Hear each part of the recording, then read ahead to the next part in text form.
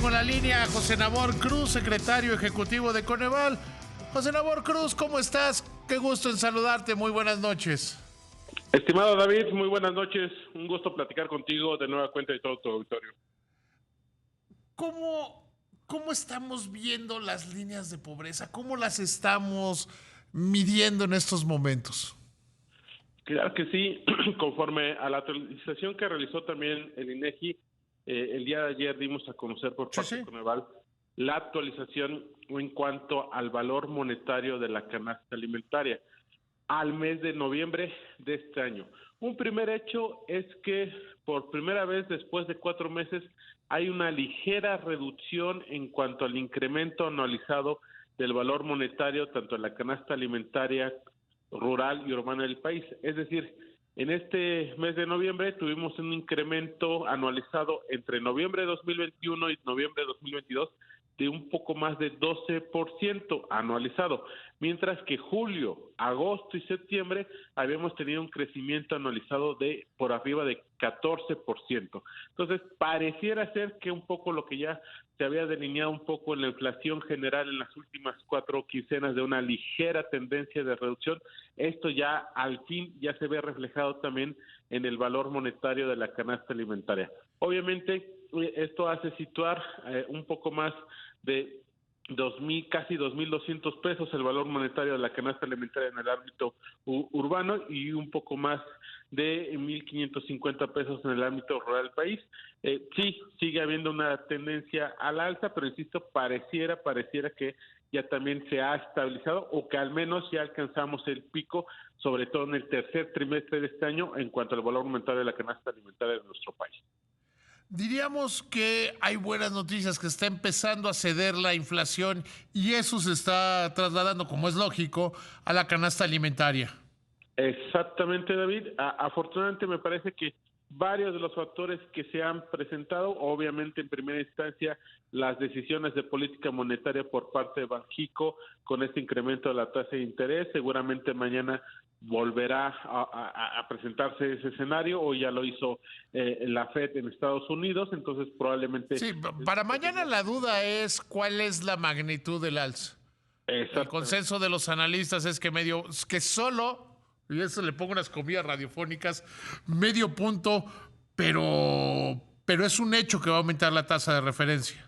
Así es, así es. Y yo creo que evidentemente esto, ya conforme tengamos el inicio del siguiente año, pudiéramos ya estar, ojalá, en un escenario de cierta estabilización también en la alza de la propia tasa de interés de referencia, pero eso, insisto, creo que sí ha sido un factor que ahora sí se ve reflejado en esta ligera reducción del crecimiento del precio de los alimentos. Y la otra, pues también de alguna manera, las medidas que en su momento se anunciaron a mediados del año y se reforzaron un poco hacia el mes de septiembre, de este programa especial que realizó el gobierno federal en cuanto a algunos incentivos de importación, arancel tasa cero para algunos granos básicos. Ahí debo decirlo, David, en la mayoría de los granos básicos que monitoreamos, como frijol, trigo, sorgo, maíz inclusive, el incremento anualizado ha rondado en estos últimos 5 meses en torno del 5 al 6, 7%, es decir, inclusive por debajo del incremento anualizado de la totalidad de la canasta alimentaria. Claro, eso quiere decir que abrir las fronteras, facilitar la importación, ha tenido un impacto en el precio positivo. Exactamente, y sobre todo mantener el arancel tasa cero en estos últimos meses, ha beneficiado a que las presiones del mercado interno nacional a estos granos básicos, comemos mucha tortilla, comemos mucho frijol, pues que se vea suministrado por importaciones, ha sido claramente benéfico en que estos productos de granos básicos no caigan en una espiral inflacionaria. Lo que sí también debo comentarte, David, es que hay una serie de productos que por su temporalidad y ciclicidad, al llegar diciembre, se encarecen. Muy puntualmente, jitomate, cebolla, aguacate, limón y el chile serrano. O esperamos, ya está descartado, que seguramente en esta segunda quincena de diciembre haya un repunte de algunos de estos productos, es decir, claramente por la estacionalidad de los mismos, pero ojalá que tengamos un rápido descenso de estos en enero y que eso también pues permita que continúe esta trayectoria de estabilización de la canasta alimentaria en el país. Es que creo que se tiene que recordar y que se tiene que ser muy insistente porque hay quienes lo han olvidado. Gracias, afortunadamente, gracias a Dios, afortunadamente hemos tenido épocas de baja inflación, que la inflación a los que más golpea es a los que menos tienen y especialmente es notorio en la canasta alimentaria.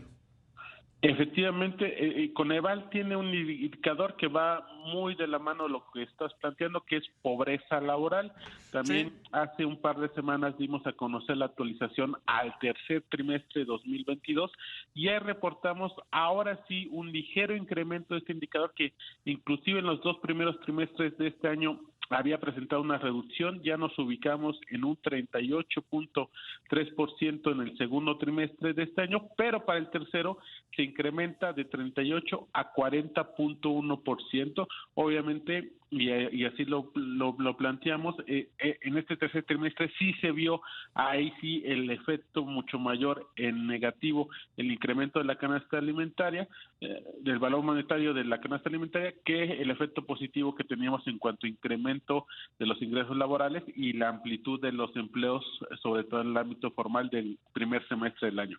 Obviamente esperamos que este indicador se pueda retomar esta tendencia decreciente hacia inicios del 2023, cuando ya se vea reflejado anunciado ya el incremento del salario mínimo correspondiente a inicios de 2023. Sin embargo, tiene un mayor impacto, y corrígeme si estoy equivocado, tiene un mayor impacto la menor inflación que los aumentos al salario mínimo.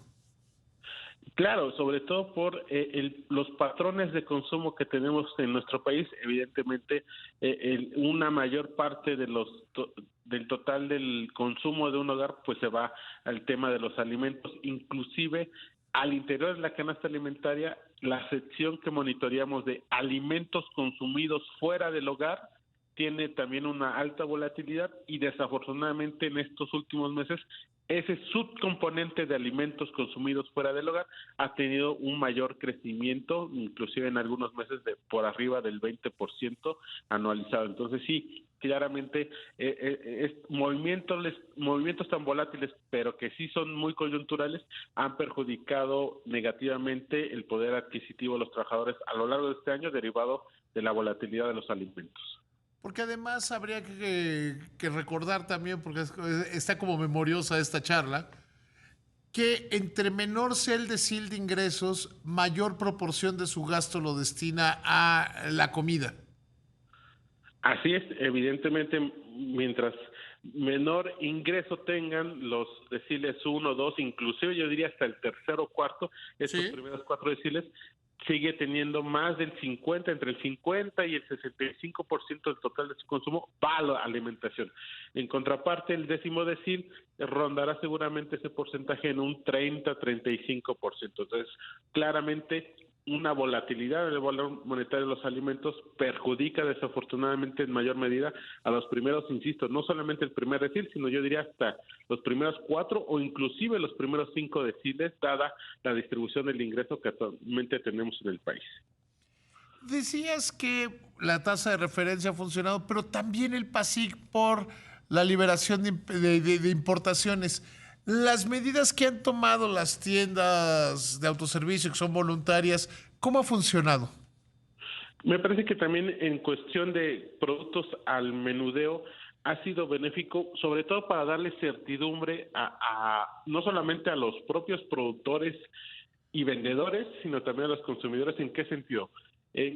Tenemos, ya te hablaba de los granos básicos, pero también productos como huevo, leche, quesos, algunas carnes que se están comerciando en estos pequeños establecimientos o inclusive en las cadenas de supermercado, pues han tenido una cierta vigilancia en cuanto a la evolución de sus precios y eso me parece que también ha permitido a contener que no hubieran avanzado más. Tuvimos en el mes de julio y agosto sí un encarecimiento importante del huevo, pero a partir del mes de septiembre ya ha venido también disminuyendo el crecimiento del valor del kilo de huevo en algunos estados del país. Entonces creo que eso también ha beneficiado a que en productos muy puntuales se haya retomado una cierta estabilidad en la evolución de los precios.